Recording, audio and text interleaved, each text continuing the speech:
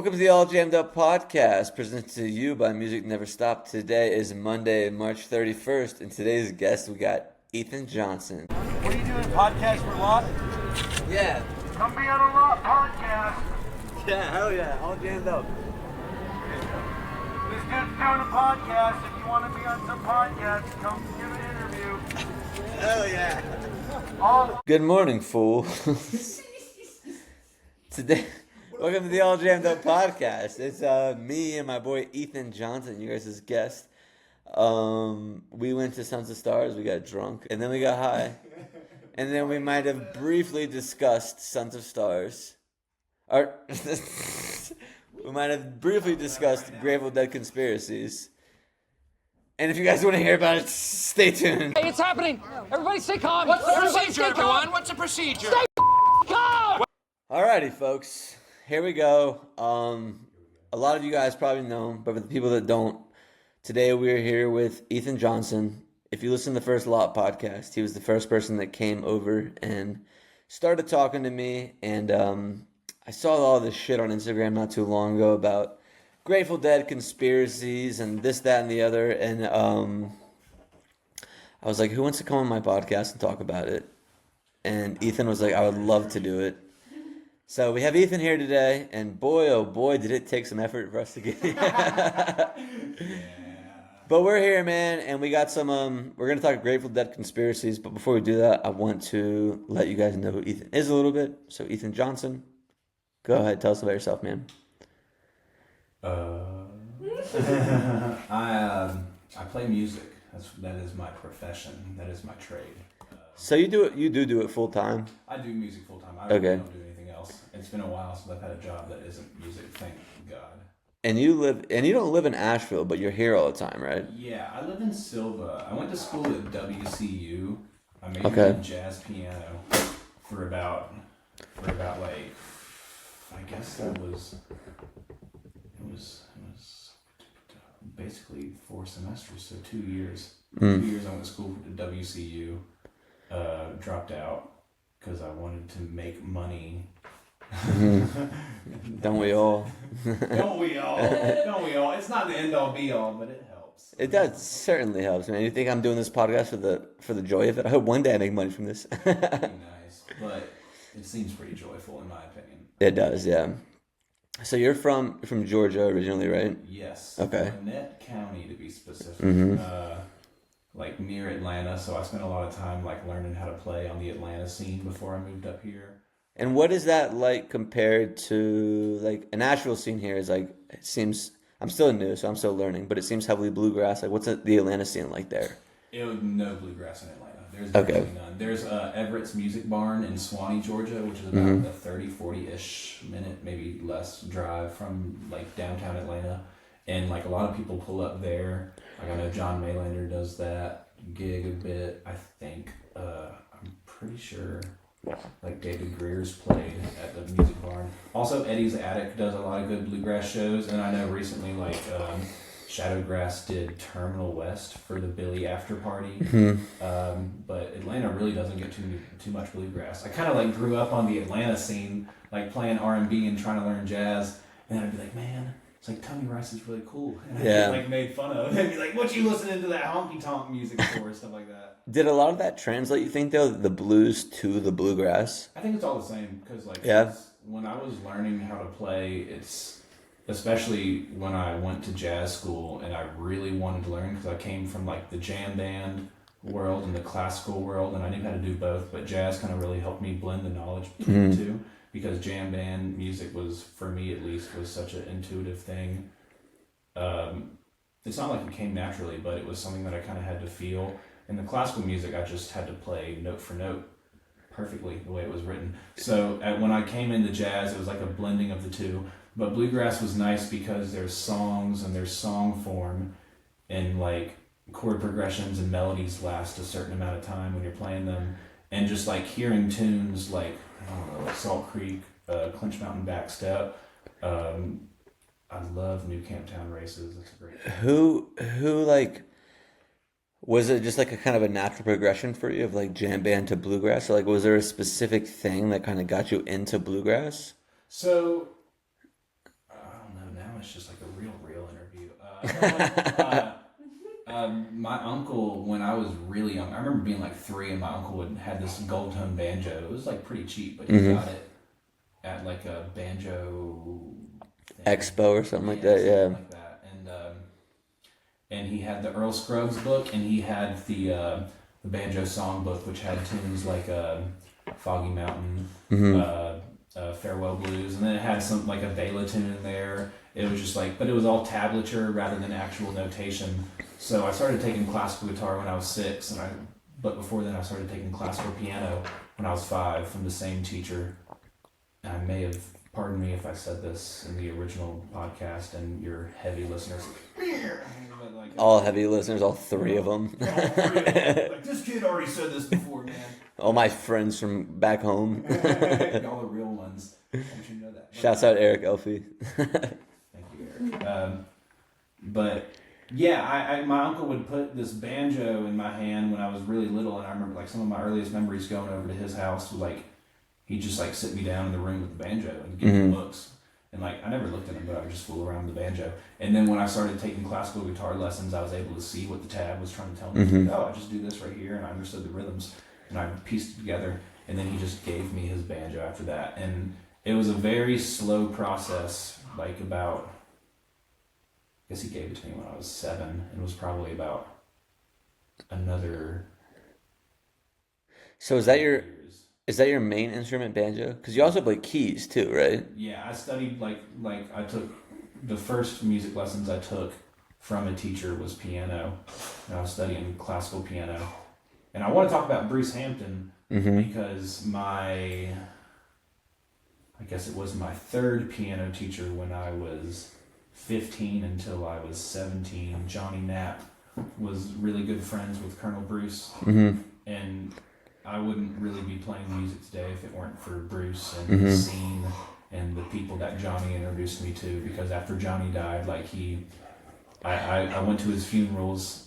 He had a couple different parties after he passed away, and a lot of his buddies just started like taking notice of me, and I'm very fortunate to be able to have like gotten close with them, and then like probably 70 to 90% of the gigs I play are because of that family. Yeah. From Atlanta, the Colonel Bruce scene. Yeah. So Colonel Bruce Hampton, as you're talking about, right? Colonel Bruce Hampton retired. Yes. And that's like is that not an offshoot of like something from Fish? Because doesn't Fish talk about Colonel Bruce as like in the Gamehenge thing? Yeah, I don't know about the Gamehenge because I never really delved too much into. Yeah, because you're a normal person. All you Fish fans. I've only seen Fish 5 times, so I don't have that much street cred. Yeah, I feel that. Those guys are freaks. I'm just kidding, love you Fish fans. Well, okay, so Bruce was kind of helped coordinate. I don't know whether he helped coordinate or facilitated the Horde tour back in either 92 or 93. And the regular lineup for the Horde tour that traveled throughout the country, or maybe it was just East Coast dates, I don't know, it was Fish, it was Widespread, it was Blues Traveler. I believe Leftover Salmon may have been on a couple dates with them. Leftover Salmon is, I think, one of the most slept on jam bands. Like Andy Thorne's who I care about. I love Andy Thorne, dude. He's one of my favorite banjo players in the scene right now. Is that what you want to be? Like, is that kind of your like if you could only play one instrument, is banjo kind of what you want to tap into, or is it? I don't know. It's like I couldn't really decide if I had to play one instrument. Okay. Like if someone put a gun in my head, I was like, play just one. I'd be like, you wouldn't just know. Kill me now. Okay. I don't know. Fair enough. So this all kind of works back into what this podcast is about today, Grateful Dead. But before we get into that conspiracy shit, I want to know like what made you like want to like get into the Grateful Dead? Like, is there a certain show or like someone showed you something? Like, what made you like be like, this is it? I remember when I was like 12, I was like listening to like a lot of Pink Floyd, and like I kind of came from like listening to a lot of Led Zeppelin and just like 70s rock, and it was like and I'm going to quote Bruce a lot, but Bruce in certain interviews has talked about like the feminine side of music and the masculine side of music, and like the masculine is like heavy, like rock, I guess, and the feminine aspect might even be considered like classical music, like Rachmaninoff, or like some lighter Miles Davis stuff, Blue and Green. Stevie Nicks, something like that. Stevie, yeah, definitely Stevie Nicks. But there's still like some edge to it. I don't know whether I feel like if you want to get into specifics of what categorizes masculine sounding music and feminine sounding music, it could be interpreted in different ways. But yeah, I don't know. It's like I was like really into like Pink Floyd and My Morning Jacket and like I guess the Jam kind of thing. Yeah. Into me, and the Mars Hotel record popped up on my YouTube recommended, and it was If I Had the World to Give and Ship of Fools were the first two songs that I really got into, and I remember like falling asleep. What was the first one again? If I Had the World to Give. That's not one that people typically gravitate towards. I was very surprised. So that's interesting. Yeah. Knew it. Yeah, that's one that's like I've heard it, but I don't know it, you know. And then you said Ship of Fools, and that's like God, the beer gives me the burps. Yeah, I'm catching up. Don't worry. Yeah. I'm right there with you. Before we get too into this, let us be known we've been at Sons of Stars all day, been drinking all day, but yeah, we've been all day enough. yeah. Cool. So that kind of gives us a little bit of background about you, and I'd love to have you on the other day to kind of just dive a little deeper into, you know, who you are and who the music influences. But today we're here for Grateful Dead conspiracies. We are here for the Dead conspiracies. So to give the people some background, I saw, I know my cousin Brandon's listening to this right now. This is a quick little sidebar. Every now and then I get these random like pop-up bubbles on my screen, and if I put a thumbs up, it's not doing it right now. Okay, never mind. Fuck me. But so today we're here with Ethan to talk about Grateful Dead conspiracies. There's the two that I like wanted to talk about, and I told Ethan to come prepared with more, but that the 70s LSD was distributed by the CIA to the Grateful Dead to do what? I don't know what to do what. I don't know. I really don't know. Honestly, I want a disclaimer. Like I said, I love the music of the Dead. I want no old heads to get upset with me. These aren't things. These are not facts. Some of them are. Okay. But the connections that I like to draw between the facts are definitely not my full belief. Okay. And I just think it's fun to kind of dance. Absolutely, yeah. And I love the family, I love the culture, but it's also just like funny. It's fun to just like get into it, yeah. It's cool. And now they're saying their new thing is that like Dead & Co, like Bob Weir sold his soul to Ticketmaster to do the Sphere, blah blah blah blah blah blah. I'm dealing with Ticketmasters dancing with The devil, demons. yeah. So you did come prepared today. To a degree. Okay, take a sip of your beer. Take a sip of your. A little bit. Yeah, that's fine. This is not. Hey, if you listen to this podcast, you know we do not fact check here. We have fun here. And if you have any issues with Ethan Says, I have an idea for you. Pause the podcast right now, close it, and go do something else. That's what I have to say to you. Get a job, you smelly hippie. So what's the first conspiracy that we're going to touch base with?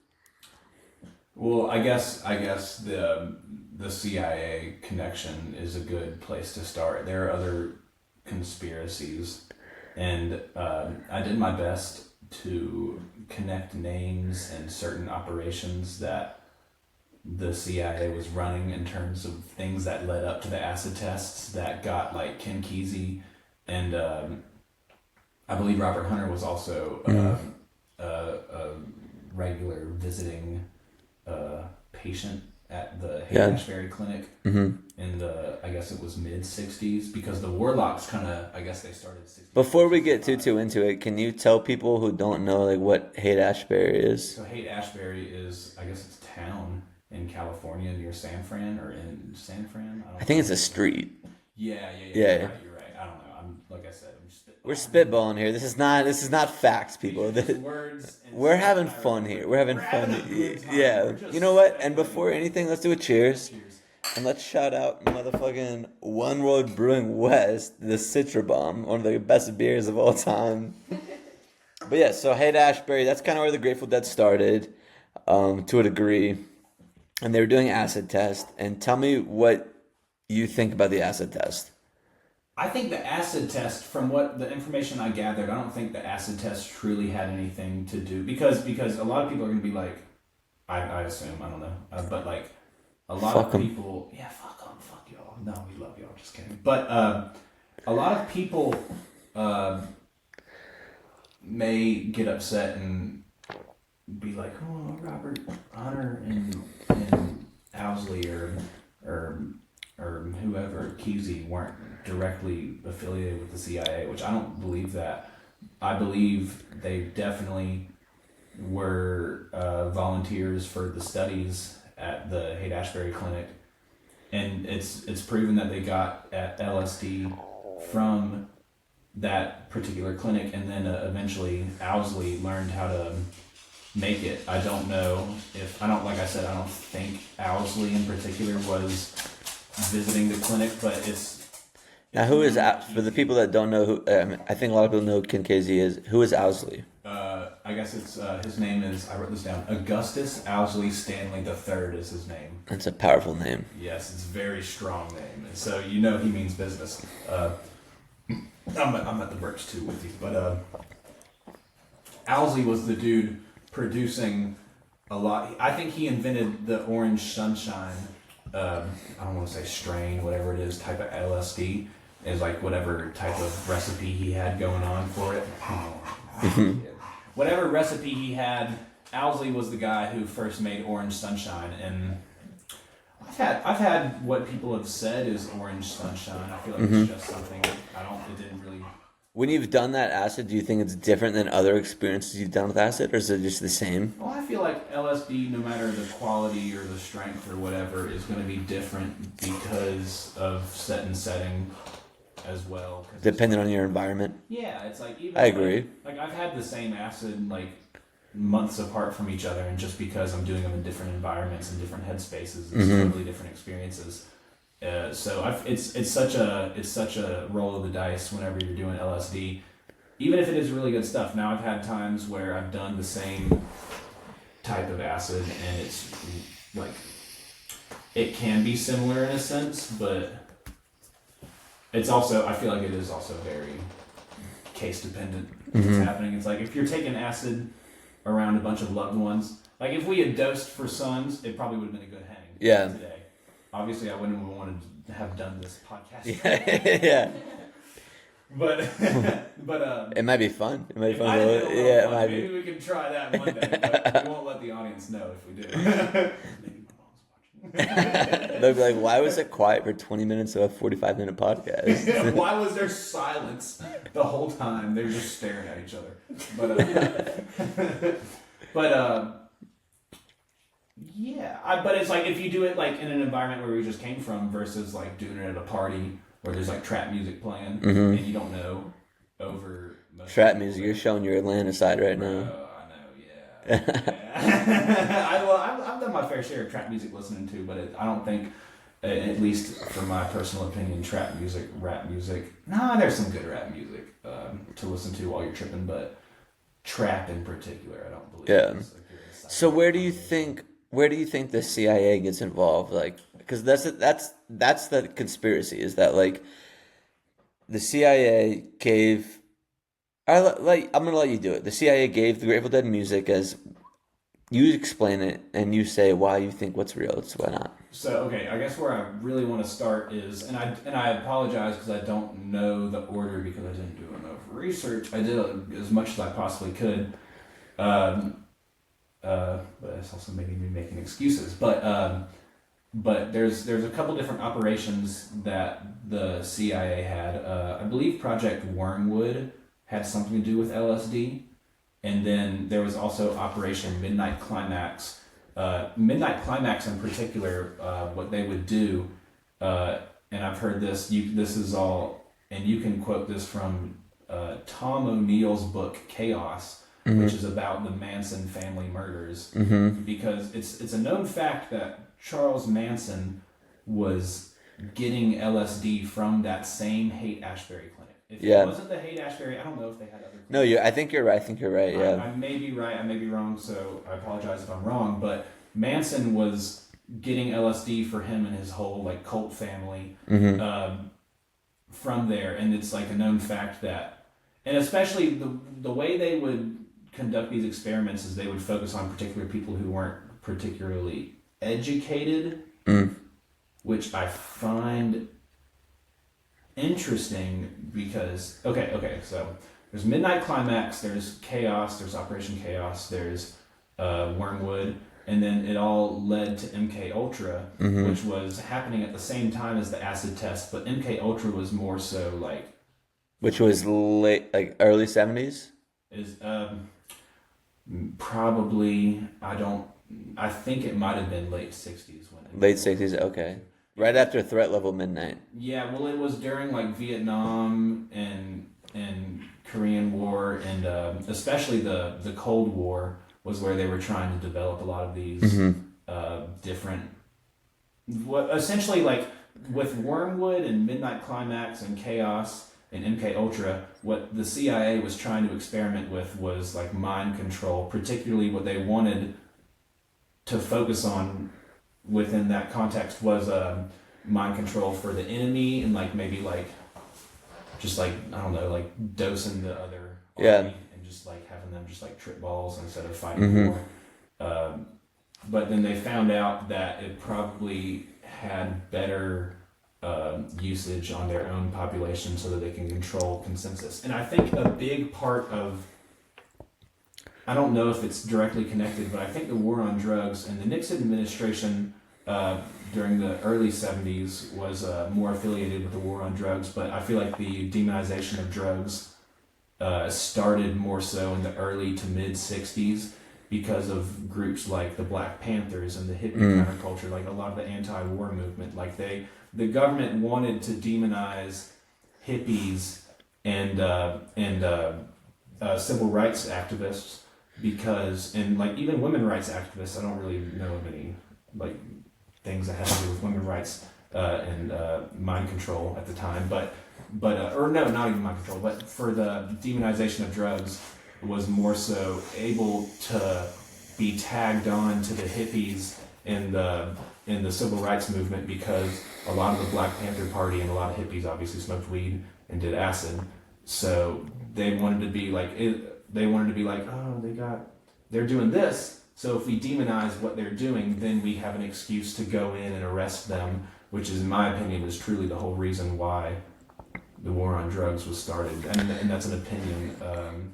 Why do you think that the government wanted to do that? For control, obviously. Control. Yeah. To what extent, though?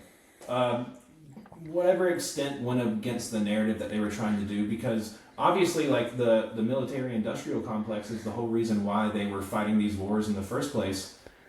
And when you got a bunch of hippies and Black Panther Party people, or even just like regular civil rights activists, like saying, "Hey, why are we spending all of our money in a foreign country that has nothing to do with us just because of the threat of communism expansion?" Yeah.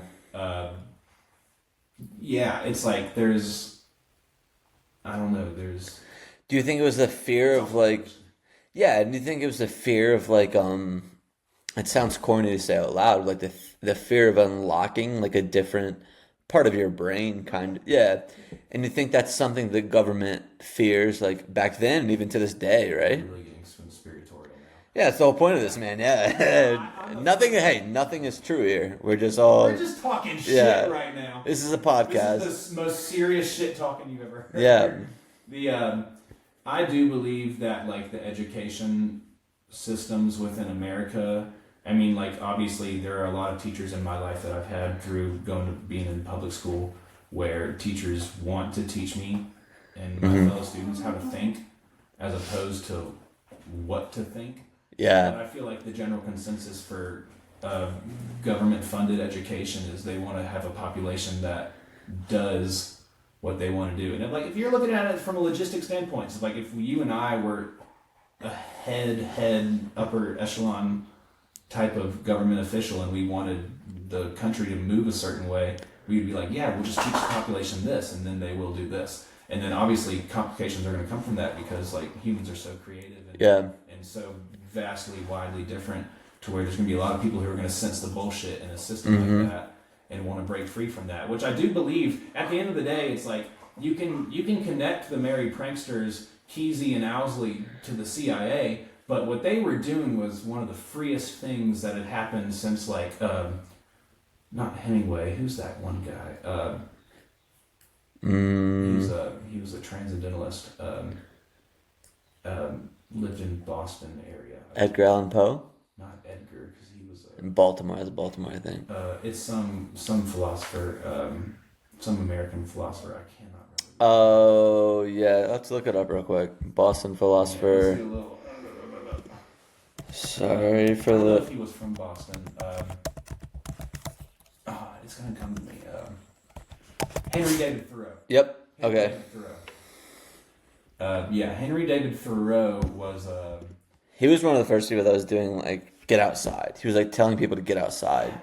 But especially when the Western, when the archetype of the Western civilization was coming to be, where it led us to where we are now, where it's just a bunch of people like go into their job and they identify with what they do for a living rather than who they are as a spiritual, personal being. It's like that was clearly where the direction of Western civilization was headed. Yeah. And I feel like people like him wanted to put a stop to that. But we're talking about Thoreau, and that was the late 1800s, 1890 something. I don't know when he released that. But we're talking about the Dead in the 1960s, early 70s. What do you think that like relation is?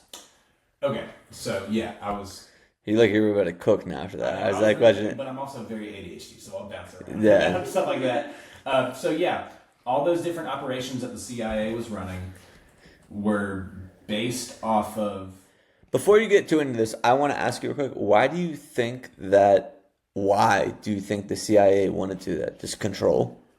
Yeah, well, like I said, it's like they want a population who's going to fall in line with what they want to do, or not even like that, because there's conspiracies surrounding like the Kennedy assassination. They say whoever his name was who supposedly shot Kennedy. Henry Oswald? Oswald. Yeah. Oswald was supposed. Lee Harvey Oswald. Lee Harvey. Yeah.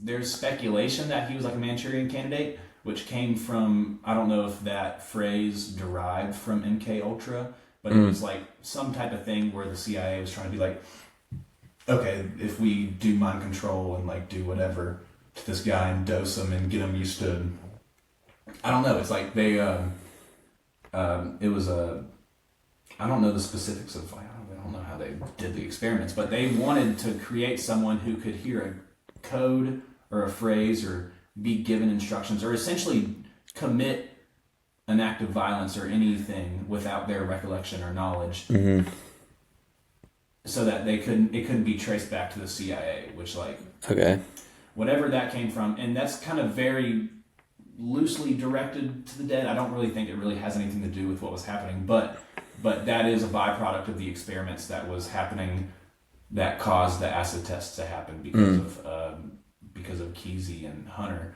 I don't know if Hunter was directly connected to the coordinations of the acid test, because the acid test, in my opinion, sounded like a big old party. Sounded like fun to me. It sounded like a good time. I don't know. Yeah, and I think too, like that was a time when like I think there's this perception of acid where it's like you get fucked up, you don't know what you're doing, and if you've done acid before, you know that it's not like that. Like I think a lot of people I've seen. Sorry to interrupt, but I do see some people have the opposite experience. Like some people react to it differently from what I've seen. And I agree, but I think there's this perception of alcohol being like a normalized drug. It's the worst. It's the worst. I've said this 100 times. I don't think I've ever said it in the podcast, but I think like alcohol changes my perception of me, whereas drugs change my perception of reality. And sometimes I think you need that. And I think there's a certain extent where like, yeah, obviously you don't want to be doing acid. You can't do acid 4 days a week, but you can have 4 beers. I mean, you can. I mean, you can, but like for a person like me, like I can drink 3, 4 beers a night, a few nights a week, and I'll be okay.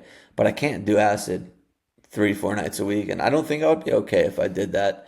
And I think that's kind of what I'm thinking of is like what the CIA was trying to do at that point. And I think that maybe the Dead took off in a place that they thought was never going to be. The Dead is so big now. The Dead is like it's a copyright, it's a trademark. Like that bear is like it's a whole nother like, Owsley symbol. yes, yes. And, but like Bud Light, what is Bud Light? Bud Light's just a dollar sign, you know? And you can't make money. They can't make money off of acid because it's not legal. And I think They that could if they wanted to. they could if they wanted to. They wanted to, but they know how powerful it is. But do you think that like if everyone is doing acid, do you think it would turn it? Go ahead. I don't think everyone should do acid. I agree completely, I yeah. know a lot of people who can barely manage reality as it is. But you would never stop someone from being like, so think about that person right now that you're saying like shouldn't do acid. If you went to a bar with them and they ordered a beer, you wouldn't be like, don't order that I beer. would not trip out about it at all. Exactly. Yeah. So It's a lot more easier to manage a beer as compared to even a or two with some mental issue disposition. so that's what I like am really curious about is like, do you think that like if acid was like normalized, and I don't think everybody can do acid, but do you think that like when the government was, so we're saying here in this podcast that the government gave acid to the Grateful Dead to distribute to do this thing, you know, but that's like the grand scheme of it, right? That is what the most conspiratorial mind wants to go to. I feel like the government, if that is the case in some sense, whether the government did have a play in it or not, I think like the pranksters Owsley and Kesey, I think, And there are still merry pranksters to this day. yeah, because Steve Parrish is still alive. Steve Parrish was one of the pranksters, I do believe. He was definitely a member of the road crew for the Dead for, I think, the entire duration of their existence. But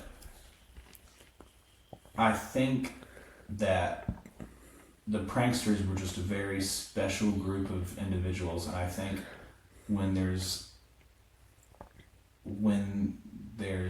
something bubbling up within a culture or a family or a group of people in a certain town and time and space, I think it's gonna that's how you push society. And I feel like I believe that hundreds of years from now the pranksters and the Grateful Dead will be involved in history books because of the impact that they had on society as a whole, not just in America, not just in the West, whether you want to quantify like Europe and other Western quote unquote. Do you think that there's I think that the jam band music is like getting another revitalization now with like people like Billy Strings, and I think Billy Strings has opened a whole nother, and I've talked about this in the Also podcast. revitalizing the bluegrass scene. Yes, Mountain Grass. You got guys like Luke Black and Drury Law. Luke and Dreary and them. And They're going to Berkeley Music, which is like the premier institute of music, and what they're trying to do is jam grass. Do you think that like, and I know the answer to this, but my answer to this at least, but do you think that like those 70s and 80s Grateful Dead are like the reason that like these guys like Luke and Drury are doing this? I think everything leads up to everything. It's like the butterfly effect. It's just like I truly do believe. I guess what I'm saying whenever I state all these different operations that the CIA conducted in terms of mind control or whatever, I do believe firmly that if it weren't for Project Wormwood, Operation Midnight Climax, Operation Chaos, MK Ultra, I do truly believe that if the CIA, and this is the only thing that I will allow people to get upset with me about, because this is the opinion that I do have, is I believe if these programs did not exist, we wouldn't have any Grateful Dead, and we wouldn't have Mountain Grass Unit, we wouldn't have all these jam bands that are doing beautiful, great things. And just like anything in life, anything bad that happens, there can be good derived from it, and just like anything good that happens, there can be bad derived from it. And I don't believe the world is a binary, like a yes or a no or a black and a white. I do believe there are just a lot of different nuances in everything. Yeah. Okay. Yeah. Okay. I think that's a good way to put it. What do you think that like separates the Grateful Dead in the 60s and 70s, or even erase the 60s because I think that was different. The 70s and 80s, what do you think makes the Grateful Dead different than like a Pink Floyd or a Led Zeppelin or like any of that? Like, is it the community? Like, because the music, you can say like Jimmy Page, best guitar player ever, whatever you want to say, you know, like. I love Jimmy though. I gave that little eye roll, but I do love Jimmy with all my heart. But like, they're not cultivating a community like Jerry and Bobby did. They were raging like yeah, yeah, and now like you do see like a Pink Floyd or a Led Zeppelin cover band every here and there, but the family at those shows. Yes. So that's what I want to like pin into is like, what do you think makes the family different with the Grateful Dead compared to those guys? Well, it's like the same reason that I feel like psychedelic advocates are able to advocate for what they want, which is the legalization of psychedelics, which is that this is a substance. You can say whatever it is, a medicine, a substance, a drug. It's a tool that helps you get close to yourself, and as a result also will help you get close to others around you. So when you have a community just getting together and just partying on psychedelics, it's like you're gonna make some lifelong connections with those people. And like I believe that with everything. So I obviously agree with you. I'm a deadhead. I agree with you completely. But why do you think that is? Because, you know, people say the Grateful Dead is what the Grateful Dead is because of Jerry. You and I we weren't even born yet when Jerry died. And there's so many people who are like, you don't know the Grateful Dead, you never saw Jerry. And they think that, like, the Grateful Dead is this whole Jerry Garcia thing. I like to loosen those people up. Yeah. Come on, man. I'm like, you know, Same here, yeah. We're from the same region. Like, you're going to get mad at me because I never saw Jerry. I wasn't born yet, you know? I think cats that claim that you ain't shit because you didn't see Jerry got some hang-ups that have nothing to do with the fact that I shout out to the people who believe that we're wrong in saying everything we're saying because we didn't see Jerry, but that's it. Yeah, I mean, you and I are both, we were not, how old are you? I'm turning 24. Golly. Okay, so you and I have never seen, 3 days from now. Jerry was dead before we were born, right? Yeah. And I think there's like this huge disconnect in like loving the dead and getting to know the dead, and then people are like, "Oh, you never saw Jerry. You don't know the dead." And it's like, why does Jerry Garcia have to be like this this god, you know? And I think the same thing's happening with. Brilliant.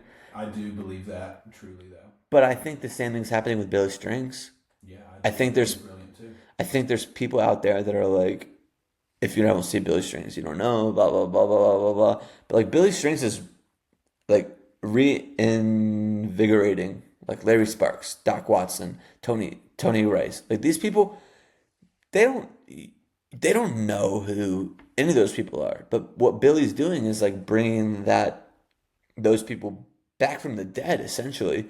And like, why can't Jerry be a person that us young deadheads, us young jam band fans, like, why can't we like say we're a part of that community if we didn't see him, you know? Yeah.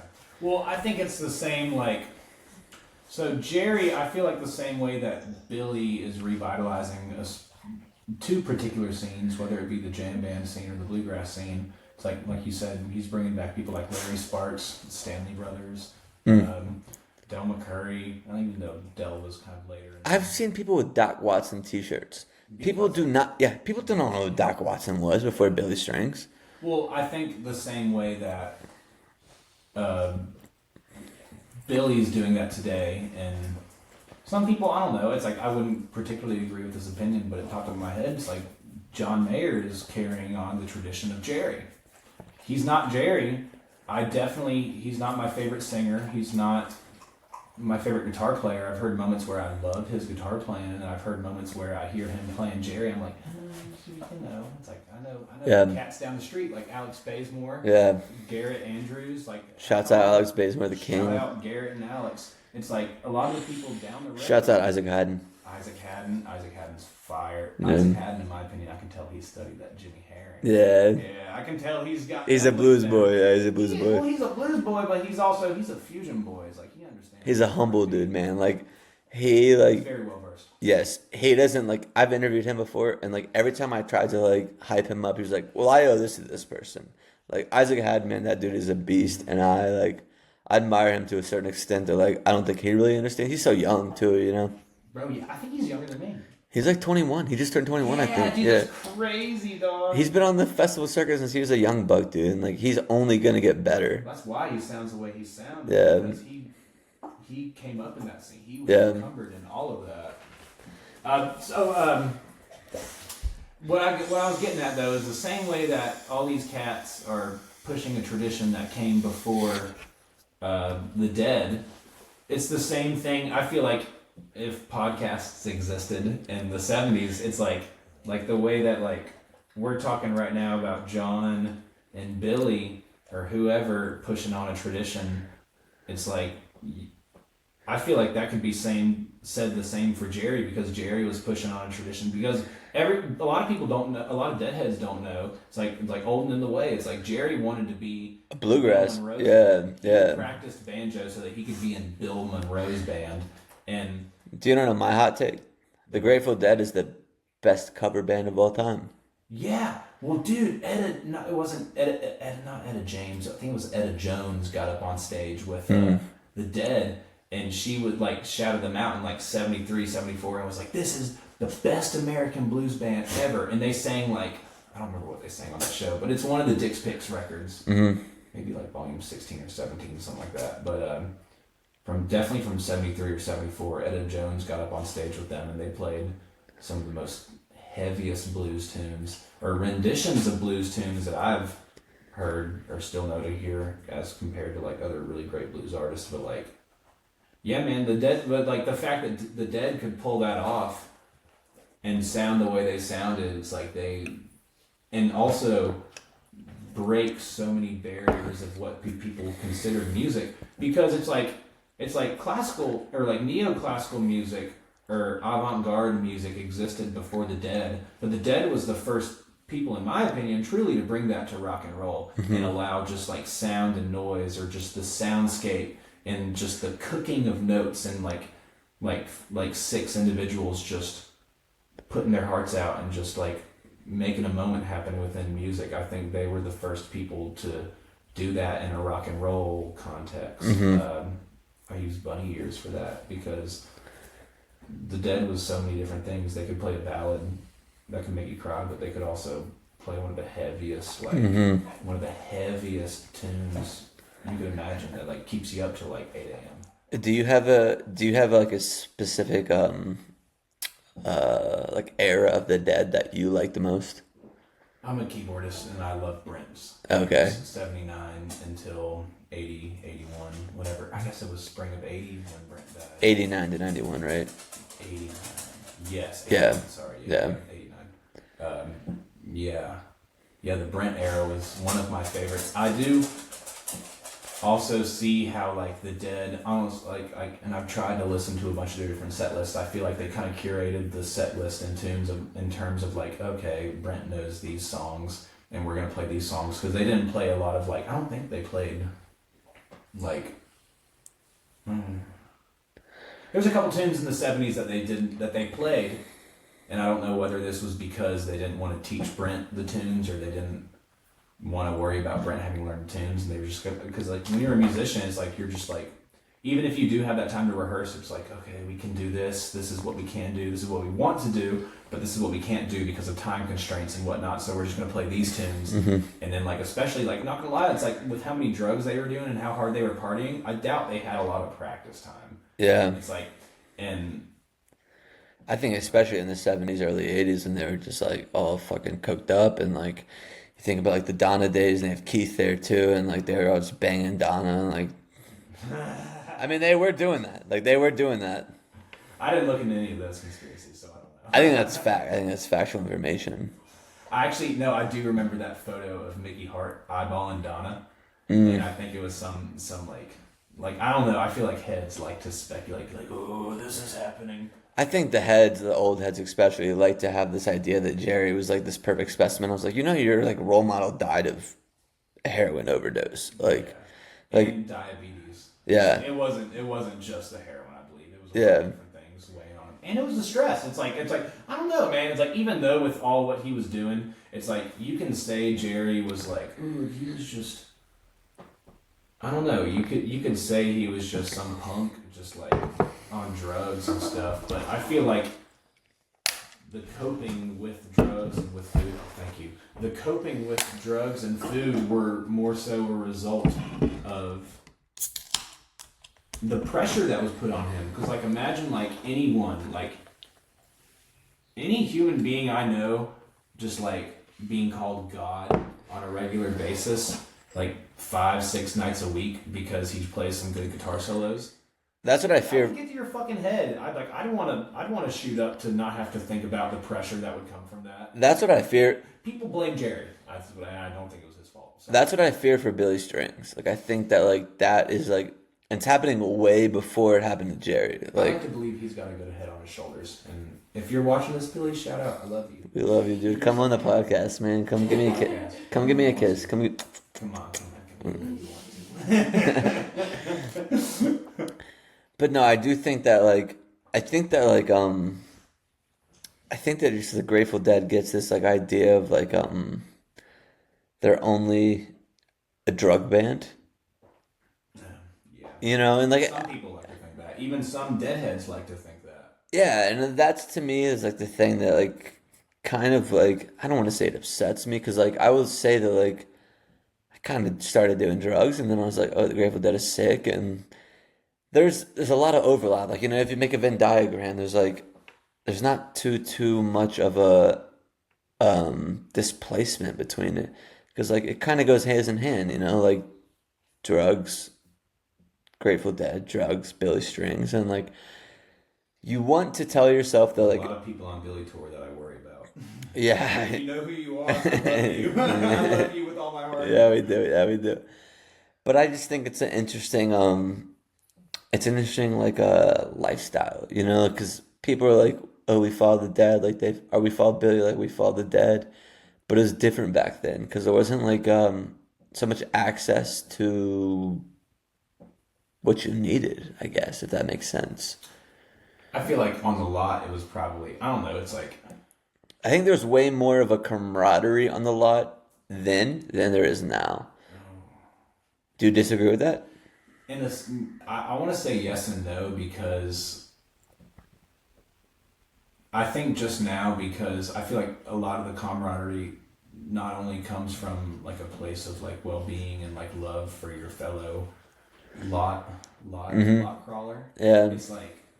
It's just like the lot and the scene has been around for as long as it's been around now. Mm-hmm. People know the dangers that can come from just like being out in the scene and partying too hard. And I feel like people know how to look out for each other a little more better now as opposed to in the 60s or 70s to where like if someone were... You think that people are looking out for each other more now than they were then?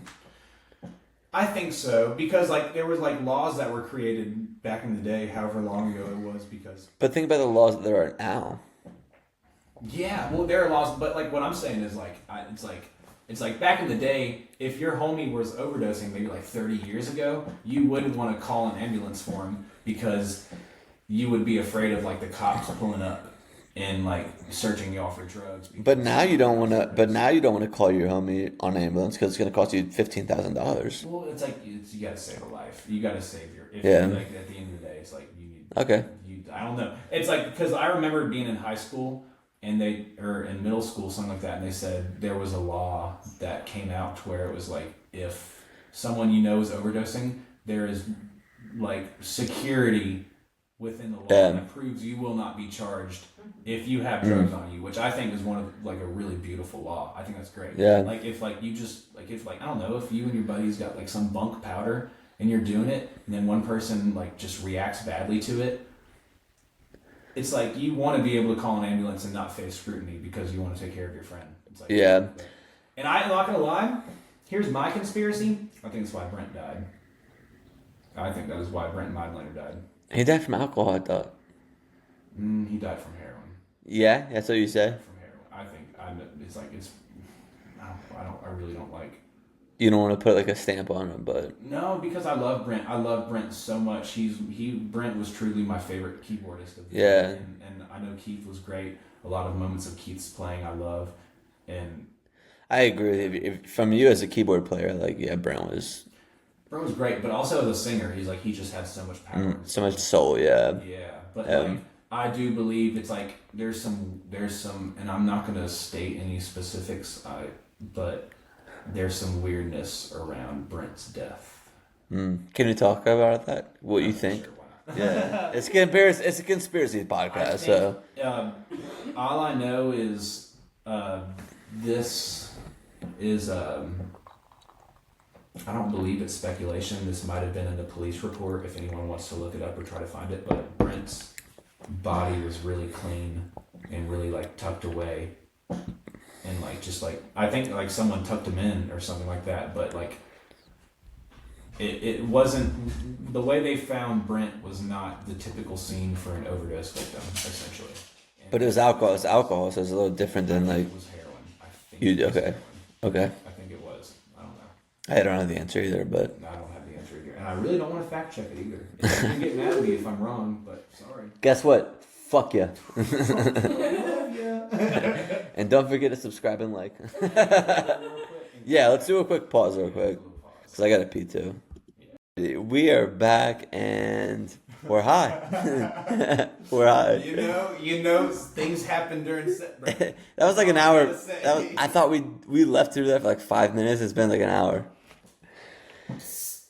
And we are going to talk about a little more conspiracies. And then we're just going to ramble probably. Yeah, we're probably going to ramble the whole time. If you've made it this far, you're just a fan, so whatever. Have fun. I shout out the people.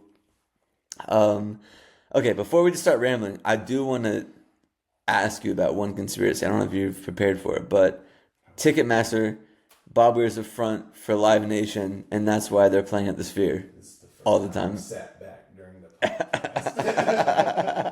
Okay, no, I'm not going to sit back for this one. This is actually heavy.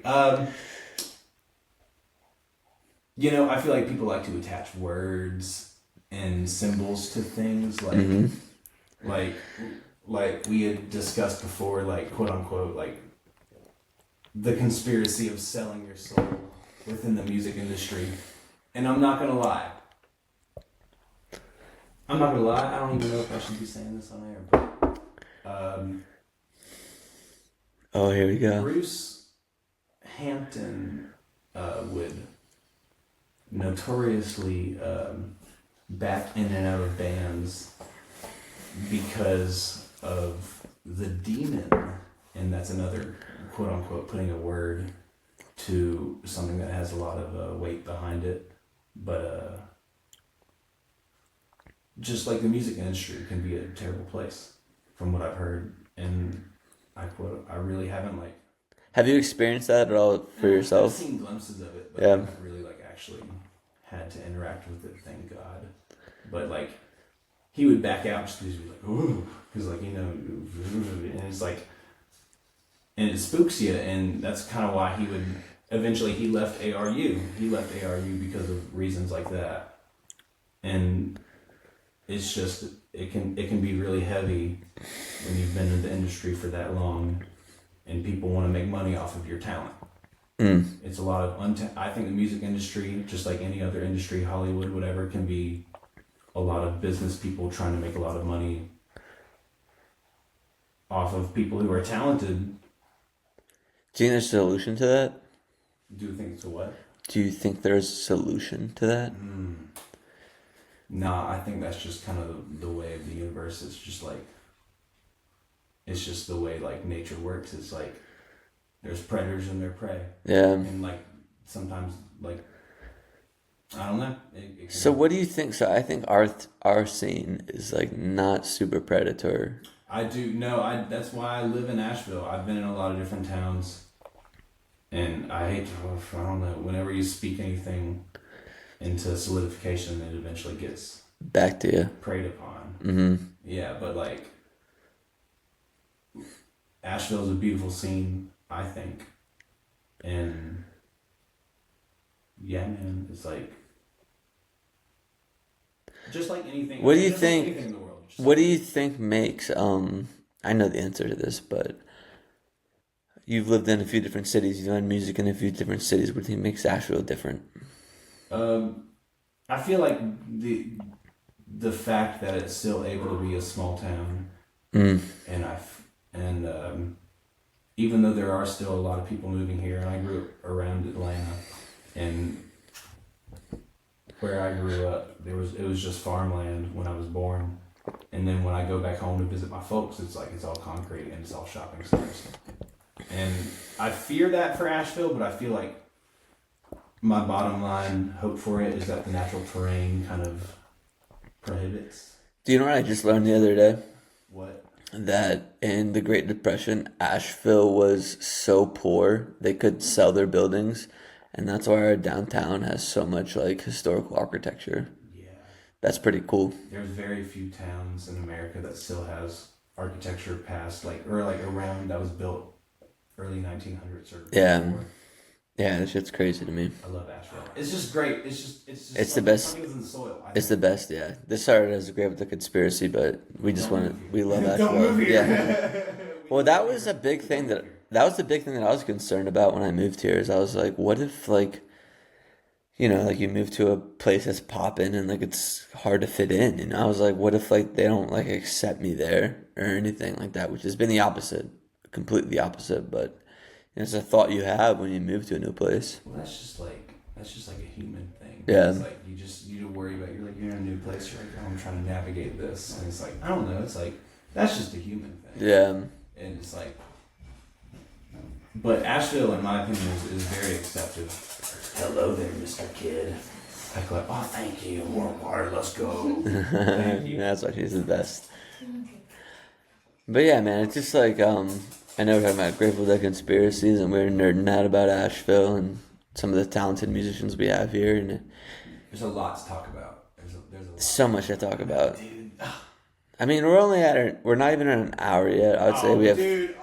Yeah, we're good, dude. Yeah, it's a Monday episode, dude.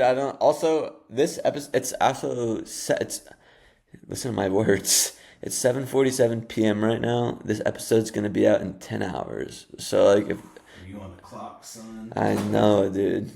I know. I've been fucking waiting for this for a month now. Hey, honestly, shout out Clint, because Clint's working hard to make all this happen for y'all. So hey, give Clint some love. He needs it. It's just fun, man. We all need it. I got a really good month coming, but the past 2 weeks I just had like trouble scheduling people, and I didn't have I do have an episode to go out tomorrow if this one wasn't to happen, but I was just like, fuck, man, I want to send out an hour at least every Monday and Thursday, which is crazy when I started it, but now, or it was normal when I started it, but now that I'm doing it, like, that's a lot of time, dude. It's crazy. Yeah. Just like anything you commit yourself to, but like, especially considering the fact you love it too, it's like, it makes it easier. Yeah, I don't get that. It's not like I get crazy amount of people that like watch these videos or anything, but it's fun to do. It could be a real job. You could have to show up. I still have that. 6 a.m. with a suit and a tie. I think to me, it's like the fact that you and I are friends. Like we've been friends for a while, but we've never sat down and talked like this. Like we've never had like honestly, yeah, it's it's happening in front of a camera too. Yeah, it's still cool. it is weird, and like I've gotten kind of used to it at this point. But to just be like, even last week I interviewed Steven, and it's like, Shout out to Steven. yeah, like he's the man, like we're friends. Steven. But I never would have sat down with him for 2 hours and like learned about everything that he's got going on if I didn't do this podcast. Yeah. That's what's pretty cool to me. Yeah, I don't know. It's a good excuse to. I feel like what you're doing is a good excuse to really connect and allow other people to connect. Like it's like because the internet is used for so much evil things, man. So it's good for any type of good to be distributed throughout. Yeah. However you want to, word it. Yeah. Okay, let's talk of the topic now because I feel like we're just waiting for each other to talk. You're a talented musician, banjo player. Is that your favorite instrument to play, banjo? I guess as of the past couple days, it's been my favorite instrument to play. What did you start playing on? I guess I started taking lessons on piano. And I do remember being really young and like messing around with the banjo that my uncle just like put in my hands when I was young, but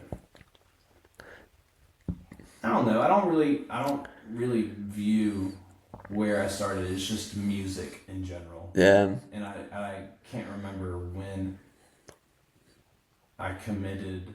Were you always kind of good at playing music, or was this like kind of learned? I was really bad, and there's still times where I'm really bad. Yeah. But I don't know. It's like I've been trying to get better at pool recently. Like trying to play more pool. Billiards? Yes, 8-ball particularly. I do not understand 9-ball whatsoever, but I've been trying to learn cutthroat whenever I'm playing with 3 people. That's a good one. I love to play that game. It's fun. Put a beer involved. Oh yeah. Sometimes. Can we talk about your limp? Why do you have a limp? Oh man, so. Sorry if that was abrasive, but No, it's cool. It's cool. When I was like 18, 19 months old, something like that, I had like a neurological disease that like caused me to like not develop certain muscles in my right leg, and like thankfully like my parents like realized something was wrong. They took me to the hospital and they figured it out to where it wasn't worse. But like I just walk the way I do because of that. Did you ever feel like Oh yeah. Yeah. What do you say? Yeah. Yeah. You just felt like sorry for yourself when you were a kid or anything like that? At times, yeah. I feel like it gave me a different perspective in life. But also like it wasn't, if it weren't for that, like I wouldn't be playing music because I would have been playing sports. Football or something like that, yeah. Yeah, my parents would have put me into sports and like. Do you think it's like is there like things you can't do? I'm sorry, this is like no. There are things that I thought I wouldn't be able to do, but like I do.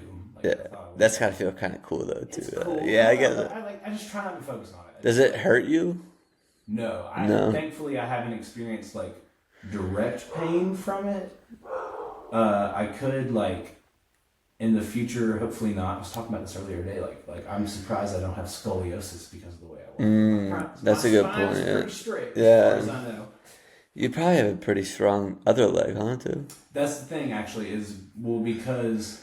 And just to make it clear, he doesn't walk like he can use his leg. Like he's fine. I can get around. He's fine. It's not he can't use his leg. But no, but it's definitely a part of why I am the way I am. And why I play music. So What do you think that is? The way you are. What do you think the way you are is? I don't know. It's just the way I walk. I don't know. No, I'm not saying. You said it's the way I am. Like the way you are. Like what is the way that you think you are? I metaphorically walk. Yeah. Man, that's actually a really heavy question. I'll try to answer it too. What do you think? Go ahead. Yeah, actually, yeah. Okay, I think that I am. Oh, damn, that is a hard question. You're like, I can do it, and you're like. Cause you go to answer it, and you're like, "Am I a fucking crazy person?" I think I'm like the pretty funny guy that has a lot of empathy. Is that like corny? Is that a corny way to answer it? No. I think I like to make a lot of things funny, but only to a certain extent where I feel empathy at the same time.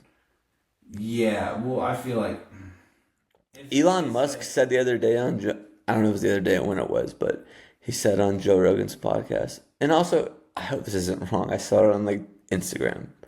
I don't want to be fake news gotcha or anything, but We got you. I saw this video of Elon Musk saying empathy is the weakest human trait. And I disagree. I think it's the strongest human trait, dude. I think if you have empathy, like you can get through, you can relate to people. Like no one has it easy. No one's life is like super perfect. And if you can relate to if you can empathize with them, then what's a big idea, you know? Yeah. Yeah. I do agree with that. And I disagree with Elon. But it's also like there's so much we live in a world that's so heavy. To where it's so hard. That's a good word. It feels it just feels like we weren't. No matter what you're doing, you can't succeed. Do you feel that, or like you can't win?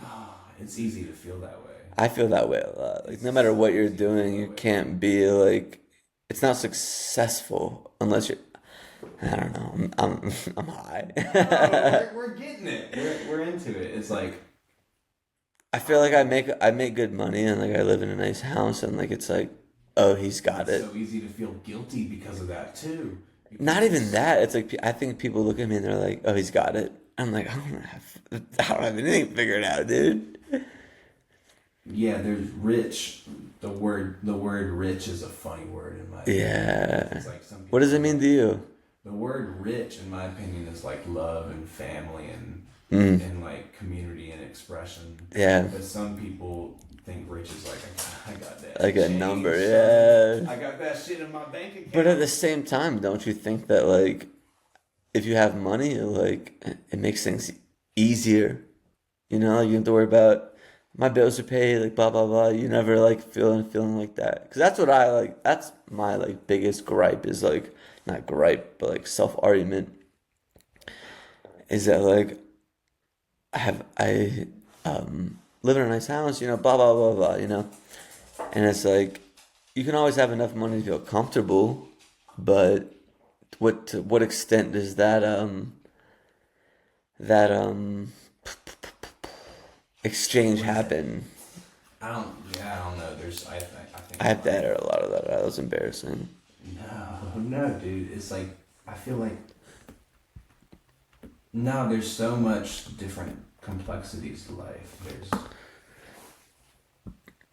Yeah, man. It's just like it's a heavy thing that we're all experiencing together. I think too when you're younger, you're like, when I get older, life will get easier. But the older you get, the more you realize you're like, oh, it only gets harder. And that's a hard thing to like grasp. But then you see people like, at least to me, I see people like Stephen Miller, and I see him just like 51-year-old birthday party, and he's just having the fuck, dude. That's twice my life, almost twice my life. Yeah, but I remember I've heard Steven say so many times it's like that was one of the best moments, like best birthday parties. But it's not encouraging to you that like he's 51, he's twice your age, and like the best moment of your life has not even come yet. Well, what I feel like you and I can both agree that like that gives us both a lot of hope for the future. Yeah. And everyone else who is there, I feel like would agree with that. It's like seeing that and being able to celebrate with our loved ones. Like that is like that's what like we're here for is like hope. And it's like I don't know. It's like do you think there's a certain thing that's like try to crush your hope lately? I've been having weird dreams lately. I don't know. I'm not gonna lie. I feel like, and everyone else has been having weird dreams. I had too. I had a weird dream the other day. Recently they've died down. They've subdued a little bit. But I don't know. It was like over the past couple months, like since 2025, it's like I feel like everyone and their mother that I know was going through weird stuff. And like if you're going through weird stuff, you're gonna be having weird dreams. Like I don't like, but I just say everyone I know has been having weird dreams because it can be a byproduct of things that are happening in life, and whether it be the stars, whether it be the circumstances of the state of the world. Yeah, man. Like I don't know. It's like yeah. the beer burps are coming back. It's a weird thing to talk about, and you don't like. Again, back to what I was saying. Like, we're friends. We're gonna see each other at all the shows all the time. Oh yeah. But are Oh we? yeah. Oh yeah. But are we gonna sit down for an hour and talk about like stuff that's not like super comfortable? Probably never, unless I. Probably during some set breaks. Yeah. You might be right. I You really might don't be. know about that. That's You're right, the first you're part right. where you and I disagree on something in the podcast. That's true. That's true. Oh man, let's keep going though. Yeah. Yeah. Should we go back to You want to Grateful? go back to conspiracies? I want to go. I want to go back. I want to go back to the ticket. Did you? Oh yeah, the Ticketmaster. I really Yes. didn't elaborate on that as much as I wanted to. Okay, so this is before we get into it. If you're still listening, if you're still, following along. I love you. You're the If you beast. folks are jamming along at home, the key is F sharp major neutral. Don't I just do a podcast? What were we just talking about? Oh, Ticketmaster. So Ticketmaster, as I'm concerned, is like this big what's it called? Monopoly on like all like venues and bands and all this. Basically, it's the Donald Trump of ticket sales. It's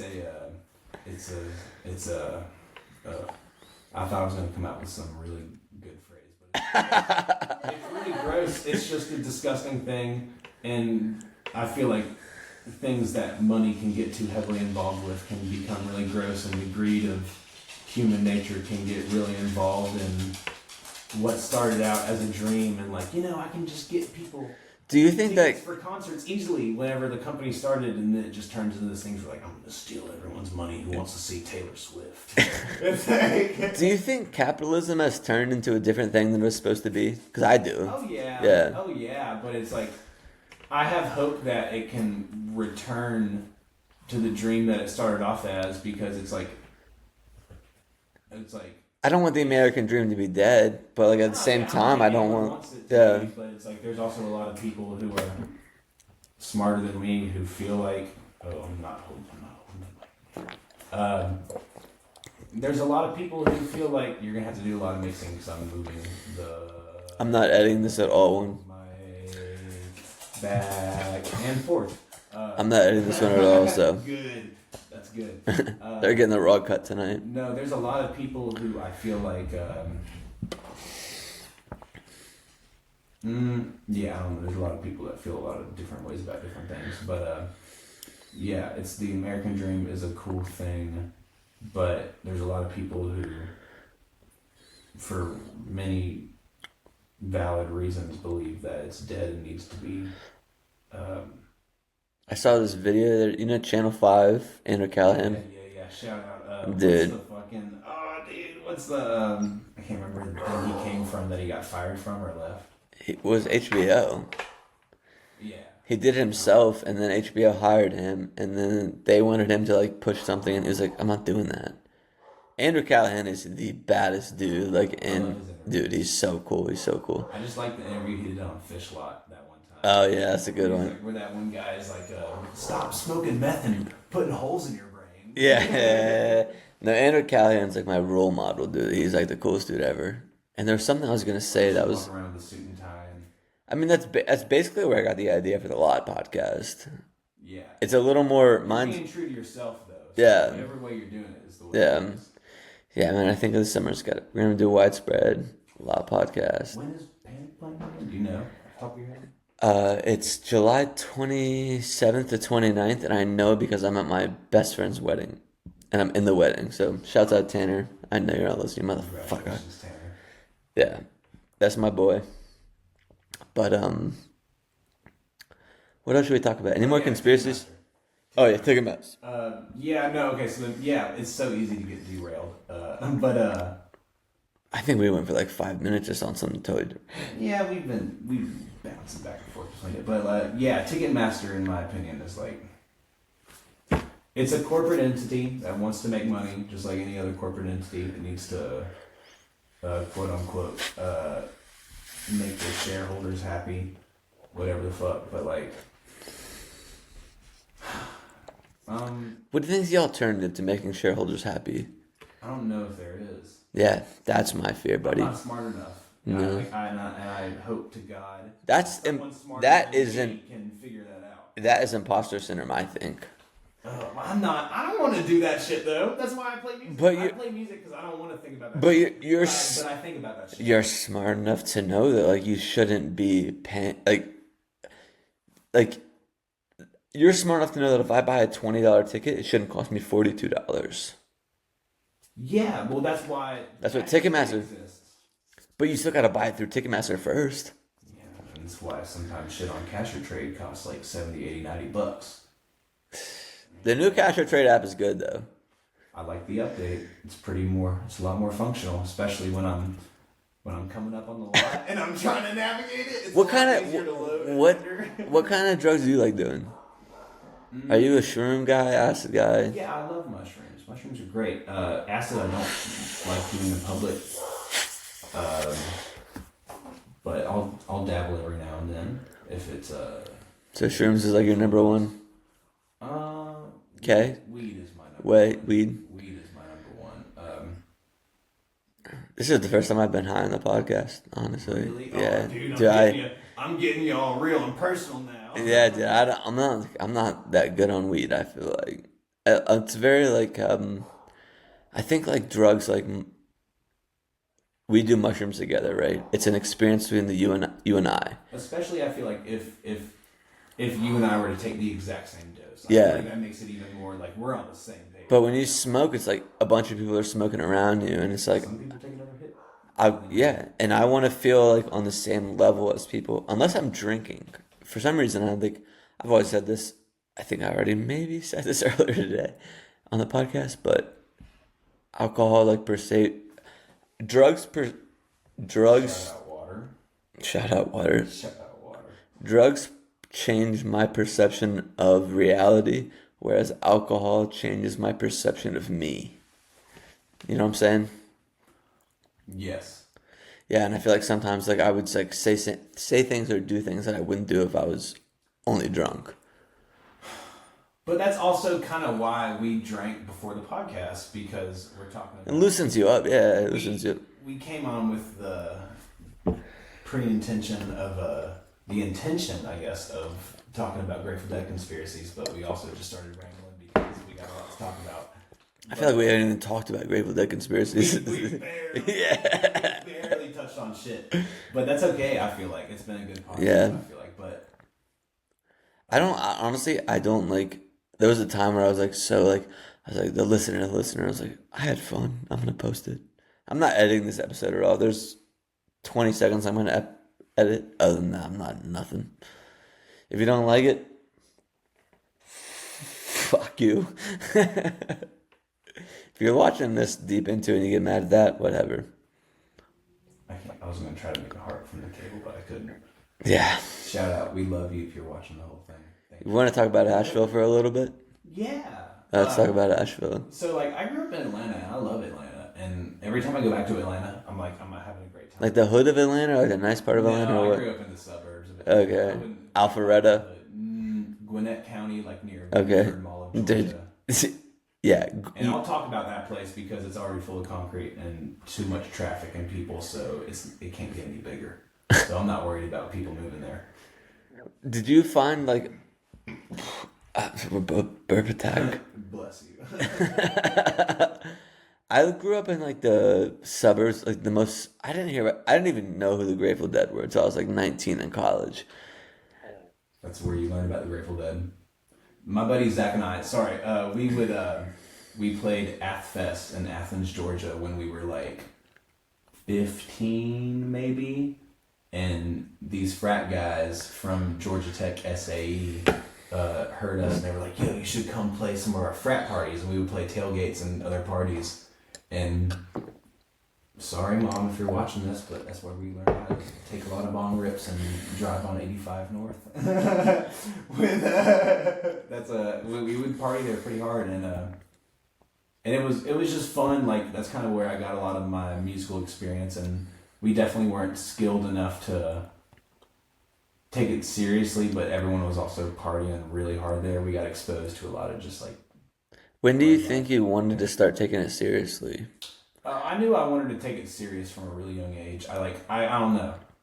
Did you feel like there was like a call, like was there an instance that was like a calling to you? Like No, what was it? Like, I didn't choose it. It just kind of chose me. And that's When? Like when? Like what? Sounds weird to say. But tell me about that. Like what like made you feel that way? I like kind of always knew, but like I just remember. Actually, I do specifically remember one day during a lesson when I was like 8, and I had a lot of lessons where I was just like beating myself up. I was like, I just couldn't play shit, but I also didn't practice, so I was like upset for no reason. So if any of my students are listening to this, ooh. But also, Don't forget to like and subscribe. don't forget to like and subscribe. I got the hiccups like Share crazy. it to your friends. What? I got the hiccups, bro. You got them. You can take them hiccups. Man, Dr. Represent. Represent. Yeah. When I that remember moment you knew it, yeah. I remember. Wait. I remember knowing music was my path when I was like probably 7, 8, or 9, and it was during a lesson, and I was like really beating myself up. But like something in me knew, I'm like, damn, I'm gonna like do this for the rest of my life. Were you always like super competitive in your head? Because like to me, when you say like something happened that didn't work, when I was a kid, it was like the same with me with soccer. Like I remember like losing certain games and being like, I'm gonna win this game. I guess I never really felt like I had a competitive attitude like that. I kind of like,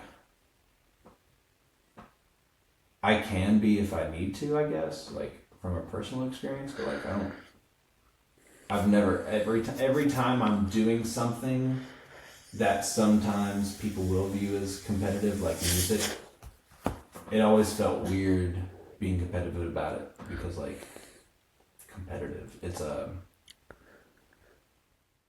weird word, right?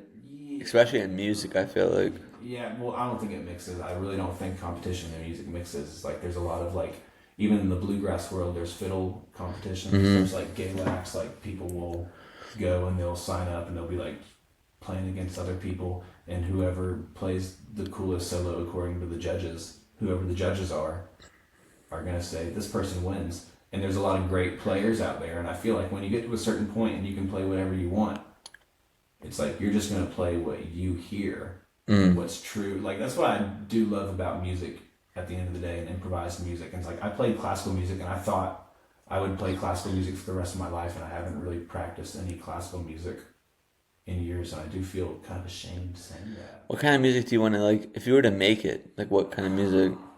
I'll play whatever. I don't know, I kind of want to be weird. I kind of just want to like put out a jazz album and then put out a bluegrass record and just like put one out on just Spotify and then one out on just YouTube. I really don't care about, because like I don't know if like I feel like a lot of people like kind of in their mind, whether they state it or not, have like a plan for the way they want their music career to go. But like I've always been interested in so many different things within music to where I don't know truly where my path is going to end up, and that's kind of the fun in it. Yeah. But it. You're also 24. I'm turning 24 in a couple days. Yeah, you're 23, dude. You have the world at your fingers, dude. Yeah. Hopefully. I have faith, though. Yeah. Going back to hope. I hope I do. You're gonna, dude. I just like think like no matter what you're gonna do, you're gonna make it, and whatever that is to you, I think it's gonna be all right. Excellent. And you said the same to me, so. I did say the same to you, and I do believe that. All right. Like and subscribe. I think we're about to call in our time though, but I want one more story. Give me a story, give me a tale, whatever you want. Or we can talk about How long are we at right now? 122. I'm not quick. Yeah. And if you're still here, we love you. We'll kiss you. We love y'all. Thank you for having me, Clint, man. I don't know. Do you have like a goal this year, or like something like you want this year? Or like what is like? I want to. Yeah, that's what I want to hear. What do you want this year, man? I want to play more. I want to play more gigs. You want to play more gigs on banjo? You want to play more gigs like by yourself? What do you want to like? What kind of gigs do you want to play? Play more. I want to shout out one of my bands, Chance in the Void. We play the first Monday every month at the Barrel House Ballroom in Chattanooga. A lot of other great bands play at the Barrel House Ballroom, so I want to shout out the Barrel House Ballroom because they provide a space for us to play the way we play our interpretations of the Dead tunes, and I appreciate them very much. Mike Monin, the Monin family, thank y'all very much. We love y'all. Barrel House Ballroom was great. Bunch of different places in Chattanooga are cool. My other band, Legato, based out of Chattanooga. The cat, man, Legato. Legato. We made the name Legato from Spanish and lay a French pronoun, so we just mixed it because it's also a musical term. So we thought we were being nerdy, and it just stuck, and I love it. And we're playing. When are we playing? We're playing at Mills River Brewing, I believe, May 16th. And post redaction in that if I get it wrong. If you get it wrong, hit me up. You can do whatever you want, but I'll post about it. Follow me _Ethan Johnson on Instagram, and I will post about it if I get that wrong. We're high. Yeah. Let's go get more high. You wanna go get more high? Ooh, after we pressed end on this record button, but yeah, we could press the end record. I want to shout out Clouds of Delusion. Been playing with y'all a bunch recently. Love playing with y'all. Luke, Jackson, Garrett, Adam, sometimes Ryan. Love y'all. Shout out Abby Bryant. Get Abby Bryant on the podcast soon. I'll give you her contact information. Okay. And I'll get y'all hooked up. Day of School's produced her last record. Glowing, I believe it is. It might be her first record, but I believe I got that right. Sorry if I got it wrong, Abby. That's it. Yeah. Yep, let's go. Cool. Good one. Good podcast. That was legitness. Yeah, it was. Huh? Welcome back. I hope you guys enjoyed that. I hope you guys had fun. 'Cause guess what? We sure did. I will be back on Thursday with good news. We got good stuff coming. There might be a mini festival coming from me. But that's all I got to talk about to you right now. If you're still here, shouts out to you.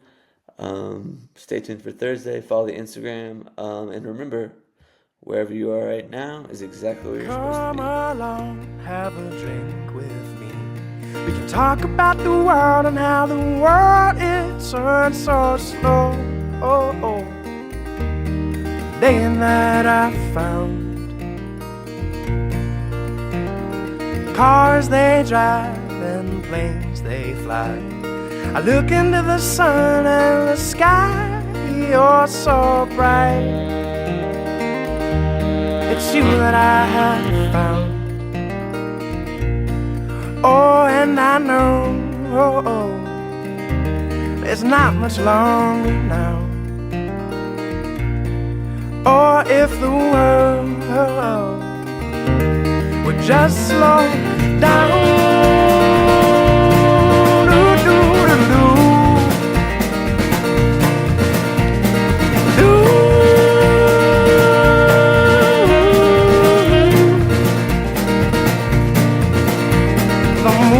The stars they sail across the sky, and I could watch you dance all through the night.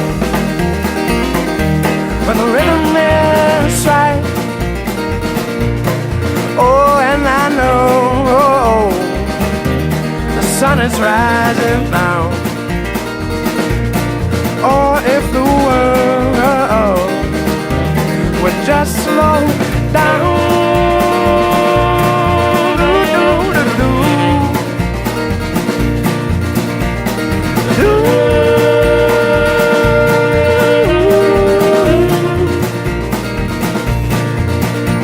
So you move with me and I'll move with you, and I could spend the rest of my life by your side.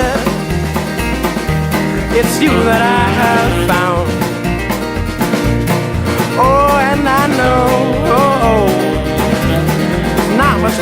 it now.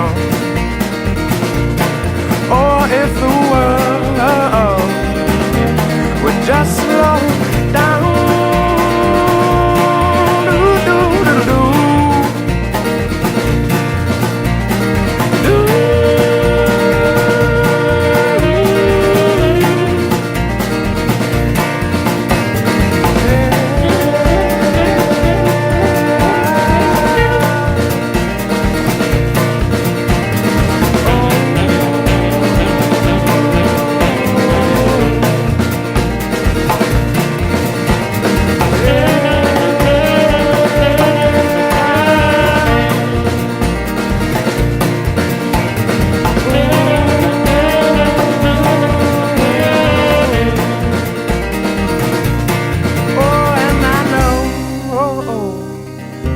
There's not much longer now.